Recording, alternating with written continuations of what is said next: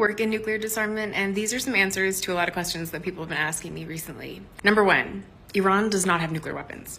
They suspended their nuclear weapons program way back in 2003, and they are part of this thing that you might be seeing everywhere called the NPT, the Nuclear Non-Proliferation Treaty. Basically, the treaty says no new countries can acquire nuclear weapons, and the 5 nuclear armed states that are part of that treaty, so that's US, UK, Russia, France, and China, have to eventually get rid of their nuclear weapons. Now, none of them are complying with those treaty obligations. And under the treaty, all of these states can pursue like peaceful uses of the atom, I think they call it, which is basically nuclear energy. So there are 9 countries in the world that have nuclear weapons. Iran is not one of them. 5 of them are part of the NPT, 4 are not, and those are Israel, North Korea, India, and Pakistan. The IAEA, which you've probably also been seeing a lot in the news, is the International Atomic Energy Agency, and they are the worldwide organization that is basically in charge of monitoring and verifying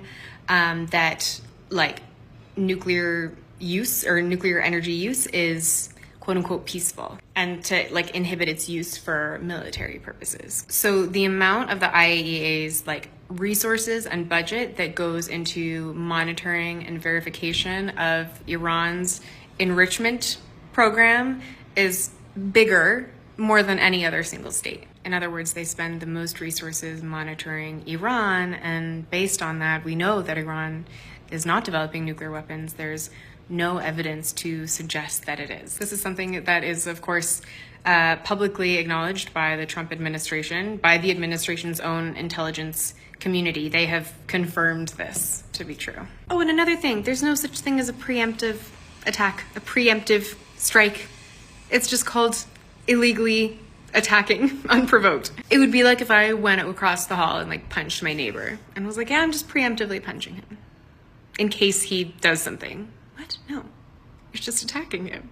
You can try and call it something different, but it's just an illegal act of aggression. By the way, I also want to remind people that Iran does have legally the right to defend itself. Now, that's not me making a judgment on whether or not this like current, literally ongoing situation is within that, if Iran is within its legal rights to self-defense or not, because I'm not in a position, I don't have the expertise to make that legal analysis. But I just want to remind everyone that legally, yeah, a country that is attacked does have the right to defend itself.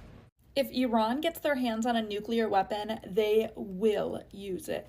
Yeah, have you heard of the Israeli Samson option? While you're over here worried about the what ifs with regard to Iran, who has 0 confirmed nuclear weapons, Israel not only possesses an estimated 90 illegal nuclear warheads, but even has a plan to use them and a list of countries to use them on. That plan is the Samson option.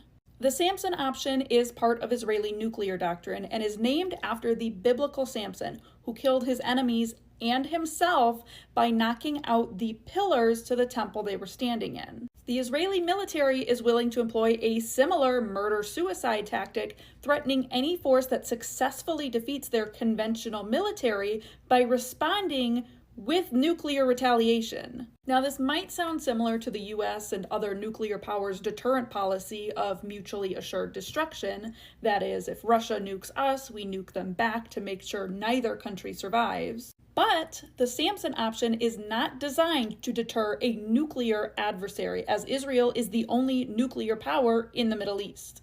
Its entire purpose is to ensure Israeli survival or prevent Israeli defeat. And this would include deliberate, disproportionate strikes against non-military targets like cities, despite the clear violation of international law.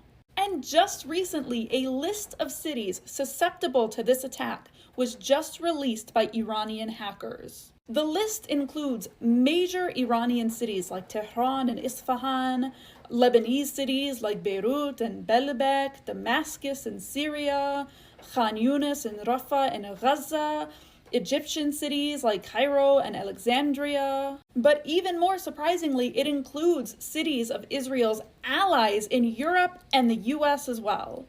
It includes European capitals like Paris, Brussels, Rome, London, Berlin, and American cities like Los Angeles and Denver. We should be less concerned with the what-if possibilities of Iran, who has no nuclear weapons and is a signatory to the Nuclear Non-Proliferation Treaty.